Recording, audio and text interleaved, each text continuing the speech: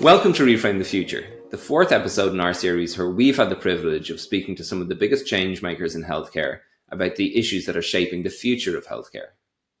With ageing populations on the rise and the associated risk of chronic illness, it's fair to say that our healthcare system has never faced such unprecedented challenges. But at the same time, thanks to advances in technology, people living with chronic illnesses are in a really strong position to proactively manage their health. And in doing so, accelerate access to innovation and create a sustainable system that's fit for the future. That's right. And today we're exploring patient empowerment or patient activation. And we're delighted to be joined by Dr. Olivia Kessel, founder and CEO of Evolve Care, and Zoe Ryan, a media broadcaster who lives with psoriasis and runs the psoriasis awareness platform, Itching to Tell You. Welcome to both of you. So Olivia, can I just really start by asking you about your background and how you became acquainted with patient activation? Absolutely. Thank you, Stephen, for having me here today. Throughout my entire career, I've really been focused on getting the best outcomes for patients. In terms of my background, I have a bachelor's of arts in psychology. I then went on to get my medical degree, and I've been awarded a professorship, an honorary professorship in patient-centric design. So really, for me, it's really key to get those better outcomes for individuals. And the way in which to do that is to really activate the patient. And from a medical perspective and a research perspective, we call that patient activation. Oftentimes, patients don't understand that terminology, but really what it means is that the individual or the patient is really invested in their health care. So they are taking control of their health. They are empowered, they have the right information, and they are working collaboratively with their healthcare provider. And the healthcare provider's role really is to support them in that and give them the right education and tools to do that. And Zoe, could you tell us a little bit about your journey of taking an active role in your healthcare and how it's changed over time from when you were first diagnosed through to now? If I were to sum it up and to say how that journey has been for me, I would say that it has been enlightening and empowering. So I really went 360 on it. I went from being a very inactive patient to quite an active patient. So at that point, I wasn't interested. I didn't want to know any more about my condition. I had no interest in being an activated person in my treatment or having any role in it at all. I have become far more active in my treatment because of a number of things that happened in my life. So I suppose to give a bit of a background, it is that I was diagnosed when I was 18, did not play an active role at all, went on to college. I studied communications and then I went on to do a master's in radio and television broadcasting. And from that, I started off as a news journalist and now work in sports broadcasting. But I suppose I always had this interest in investigative journalism. I always had this kind of lure towards delving into topics of interest to me in greater depth. And fortunately, a number of years ago, I had the opportunity to do that.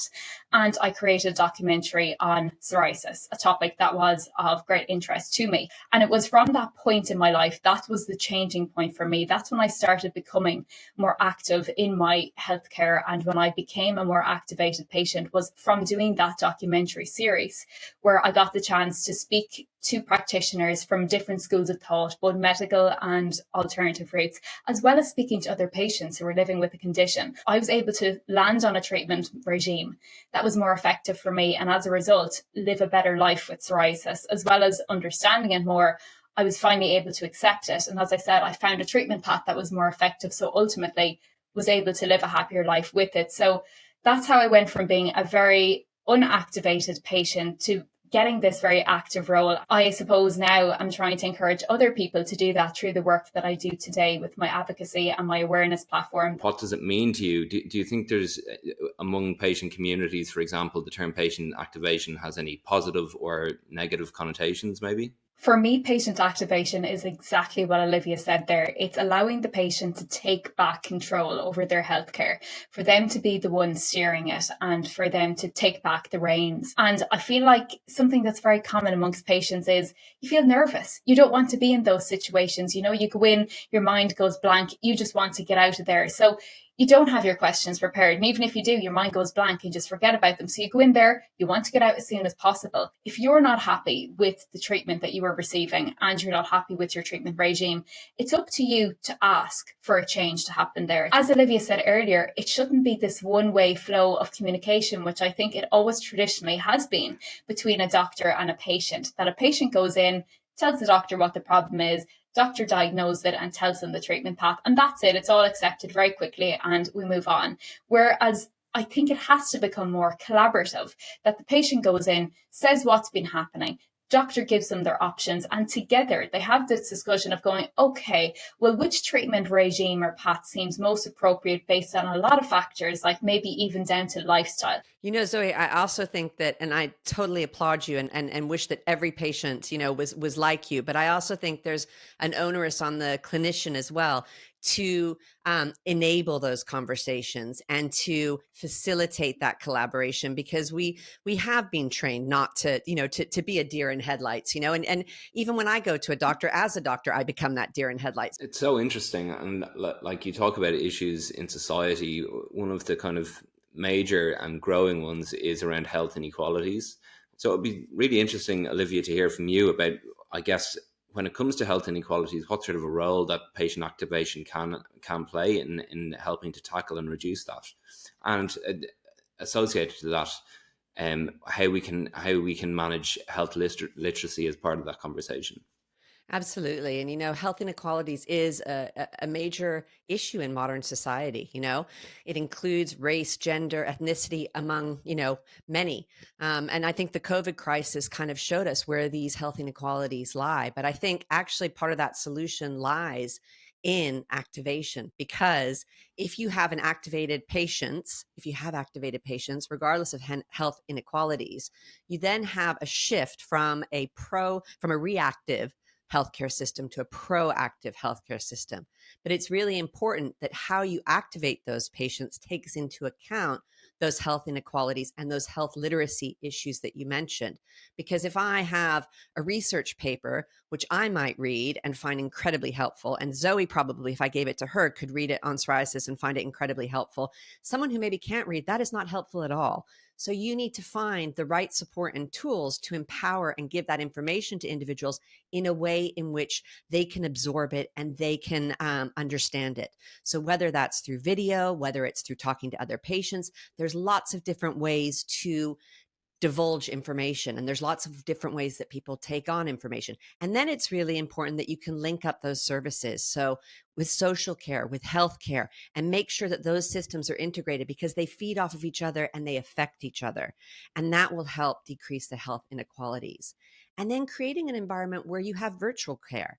You know, we've seen this in COVID, that it works, okay? And if you're someone who can't get time off work, or who can't afford the bus ride, or can't get the childcare, you are then opening up an ability for them to have that health care in their home, where they can talk to an individual, where they can get that support. So, and if you do that, then you're starting to get this activated patient population from all different socioeconomic, race, gender backgrounds, and you're raising everybody up, because you're creating an environment where everybody, no matter who you are, has that power to be empowered in their health. And like you said, within COVID, there's been a lot of advancements, especially within healthcare and how we harness all of that. And actually, that brings me to my next question for you, Olivia, which is there are a lot of digital apps and initiatives out there that are aimed to activate patients and get them more involved in their health. But a lot of them don't resonate. They aren't used as much as perhaps as hoped. Beyond kind of what we've discussed so far, are there any other obstacles that you think are kind of acting as a barrier towards uptake of those initiatives? You know, I think it's really interesting, because we, you know, when apps were created and health apps, it was like, the panacea, this is amazing. We can, you know, we can get information out to the masses, and, you know, they're all going to want to use it. And, you know, and every app creator thinks their app is going to be the best app in the world and everyone's going to want to use it. And then it was like, you know, we hit a wall, because, you know, not everyone even downloads the apps, you know, and you can see a huge, you know, difference in age groups. Like you see the 18 to 24-year-olds, they'll be, you know, 40+% likely to download an app. Over 65, it's like 7%. But then let's say we get them to download the app, then they've got to stay on the app, right? And that is a trajectory downhill, okay? So you start out using it 100% of the time, then in 30 days, it goes to 40% of the time, then in 90 days, it's 36%, and then annually drops down to 20%. So, it's not the panacea that we had all hoped when, apps were developed, but they are powerful. And I think if they're combined with human intervention, so you might have a coach associated with it and you have that personalized touch with it. You see research studies in the US where the coach with the diabetes technology app combined together really get good results for the individuals. And how much that high touch approach of that person and the app really depends on how activated that individual is, because someone like Zoe might not need to have an in-person person to speak to a lot, but might really value the information. So I think it's combining technology with tried and tested methods of human interaction that really works. And that's where I see and then segmenting so that you can make it cost effective across the population. So that was one of the main kind of lures for me of creating my platform, is that I can share this information and resources that would greatly benefit people with the condition, so that they don't have to go through the bad times that I did with it, that I can somehow save them a bit of time and say, this is here for you and it might help you. And so as Olivia said, like, they're out there. It's just, I think the problem with uptake is that people aren't aware that they're out there, and we need to look at how we can better communicate it to people who are in given communities. These are the resources available to you. And as I said, most of the time they're free and easy to access because they're online. And I think segmentation obviously has a big role to play in patient activation. Would you mind just explaining that a little bit more, and the role of the patient activation measure as well? Yeah. So, we've talked today through Zoe's story, and I think it's a great example of how you could start as a really low activated individual to a high activated individual. And it's broken into 4 kind of segments. And you can move from one segment to the next as you get more empowered, as you learn more information, and exactly kind of the trajectory that Zoe has described today. You can also drop back too, because you can have maybe a hospitalization or something that knocks you off, and you go back to being less activated because you feel less in control. So it is a continuum that moves in both directions. So the proof is in the pudding that as you get more activated, you have better health outcomes. And so when you're looking at people, you get placed in these kind of 4 buckets of how activated you are. And that helps clinicians to then, and helps you as an individual to know where you're at. And then the right kind of interventions can be used to help you. So if you're like Zoe was at 18 years of age, not wanting to have this diagnosis, in fact, really sticking your head in the ground kind of about like, I don't want to know about it, I don't have it, you're going to need a very different intervention for that individual than Zoe now, who maybe has a relapse and goes into hospital and needs help. When you give them those tools and that support, they really do flower and they have a great, delta of change. When you're as activated as Zoe, it's pretty much just keep doing what you're doing, Zoe. You're doing a great job, and you're helping others. So, as your clinician, I don't really have to intervene that much. You've got it. If you want to come to me with questions that you have over something you've read, and we have that collaborative discussion, that's what I can provide you. But actually just keep going with how you're going. So it's knowing when and what to do at where you are in your activation. Thanks so much, Olivia. And I think we've covered a huge amount of ground today. But we do have one final question. It's really about what does a perfect utopian patient activation future look like? First of all, for the individual, then for the healthcare professional or the healthcare practice. For me, I think that the ideal world where we would have this kind of, as you say, utopian patient activation would be exactly what we have described throughout today, is that I find for a patient to find themselves in front of a doctor, whether it's their local GP or whether it's a consult, they have to find themselves there because they have a problem and they don't know how to treat it. And at that point, there should then be this open conversation between the two of them where the doctor and the patient look at the options before them. And as I said earlier on, say, which one do we think would have the best success rate, or which one do we think works best for this particular patient? And from there, then they decide upon one together, and the patient sets out on that treatment regime. And I think that we also have to take into account, as we touched on earlier, that not every patient is going to want to be activated. And And for the physician to be aware of that too, that they should never assume. I think assumption is where the problem lies, in that sometimes it even happens today, where doctors assume that someone knows something better than they actually do, and then the patient leaves with questions because the patient hasn't asked the questions to understand it further. For me, that's what the ideal has to be. It has to be a collaborative act, not this one-way communication system. And Olivia, from a healthcare professional point of view, or a healthcare practice more broadly, what do you think? Well, I think, Zoe touched on earlier that there can be some fear from clinicians to let go of this control. But I think actually clinicians that are doing it, they realize how much it adds to the depth of the kind of relationships they have with their patients and where they get their patients to. And ultimately, everyone who goes into healthcare really wants, as I said in the beginning, we want to help people get better and do better. So the proof is in the pudding. And so, having this collaborative working together, it makes a better environment for the healthcare practitioners as well. On a societal perspective, if you're shifting that healthcare from a reactive to a proactive healthcare, where everyone is taking control and ownership, you are going to save so much money, and you're going to be able to invest in different things like new treatments, new things. You're going to free up a lot of space that right now we don't have. I think if you look at the banking industry, for example, we all used to live in a time where we'd have to go into the bank.